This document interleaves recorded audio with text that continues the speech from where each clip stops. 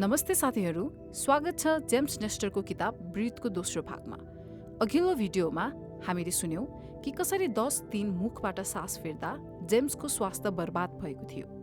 तर आज हामी एउटा यस्तो प्रश्नको उत्तर खोज्नेछौँ जसले तपाईलाई सोच्न बाध्य पार्नेछ। के तपाईले कहिले सोच्नु भएको छ हाम्रो पुर्खाहरूको दाँत किन सिधा हुन्थ्यो? किन उनीहरूलाई ब्रेसेसको जरुरत पर्दैनथ्यो? र किन आजका मानिसहरूको अनुहारको बनावट बदलिँदै गएको छ? यसको सम्बन्ध हाम्रो श्वास प्रश्वाससँग छ। जेम्स नेस्टरले पुराना मानव खप्परहरू स्कल्सको अध्ययन गर्दा एउटा अचम्मको कुरा फेला पारे। हाम्रो पुर्खाहरूको बङ्गारा जज ठुला र मजबुत हुन्थे र उनीहरूको दाँत प्राकृतिक रूपमै सिधा हुन्थे। उनीहरूको श्वास प्रश्वासको नली एयरवे निकै फराकिलो हुन्थ्यो। तर आधुनिक मानिसको विकाससँगै हामीले एउटा ठूलो गल्ती गर्यौं। जब हामीले नरम र प्रोसेस्ड खानेकुराहरू खान थाल्यौं, हाम्रो बङ्गराको विकास कम हुन थाल्यो। हाम्रो मुख सानो भयो तर दाँतको सङ्ख्या उस्तै रह्यो।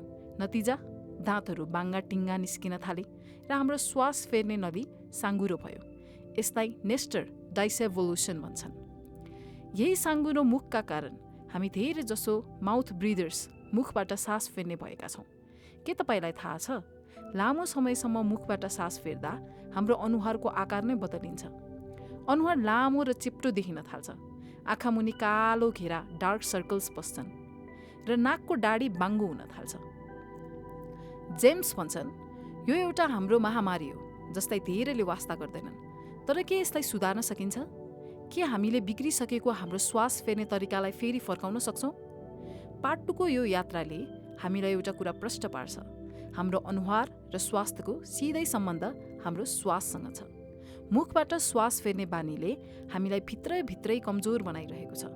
तर अब पालो यो सिरिजको सबैभन्दा महत्त्वपूर्ण भागको पार्ट 3, जसमा हामी नाकको त्यो रहस्यमय सुपर पावरको बारेमा कुरा गर्नेछौँ।